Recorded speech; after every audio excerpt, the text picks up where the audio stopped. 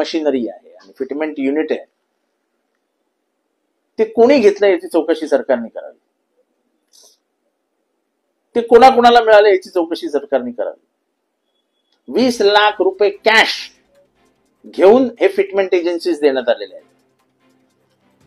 हे 20 लाख रुपये कॅश कोणी कोणाला दिले याची माहिती सरकारने जरूर द्यावी. विधानसभेत आम्ही देणारच आहोत. पण म्हणजे काय उघडपणाने भ्रष्टाचार चालू आहे आणि त्याला पण राजश्रय मिळतोय, हे दुर्दैव आहे. आणि मी आजही सांगतो की याच्यात मंत्र्यांचा खेळ कमी आणि अधिकाऱ्यांचा खेळ जास्त आहे. वाल्मिक कराड सीआयडीने अहवाल दिलेला की वाल्मिक कराड हाच सूत्रधार आहे. आम्ही पहिल्या दिवसापासून सांगत होतो सूत्रधार आहे. आम्ही खोटं बोलतच नाही.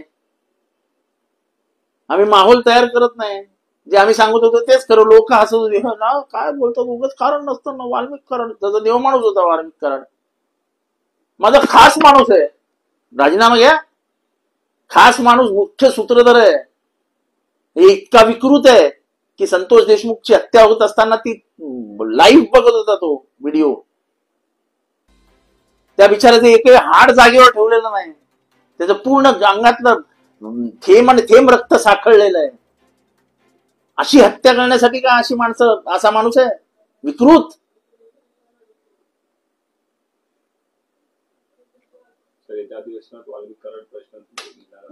ते सगळे प्रश्न आम्हीच लावून धरणार. वाल्मिक कराडचं पहिल्यांदा नाव कोणी घेतलं अधिवेशनात? अधिवेशनाच्या बाहेर दरवाज्यात कोणी घेतलं? आतमध्ये जाता जाता पहिल्याच दिवशी अधिवेशनाच्या मी घेतलं आणि आमच्या संदीप क्षीरसागरने घेतलं. त्याच्यानंतर विषय पिटला ना. आणि आजपर्यंत आम्ही त्या नाव लावून धरलंय. आणि आम्हाला आनंद आहे की ह्या पाठपुराव्यामुळे सरकारला नमावं लागलं आणि तपास योग्य रीतीने चालू आहे. पण अजूनही मी सांगतो की बीडमध्ये इतक्या हत्या झाल्यात की त्याचा तपास करण्यासाठी जो चौकशी आयोग नेमलेला आहे या प्रकरणाची चौकशी करण्यासाठी, त्याचा स्कोप वाढवा,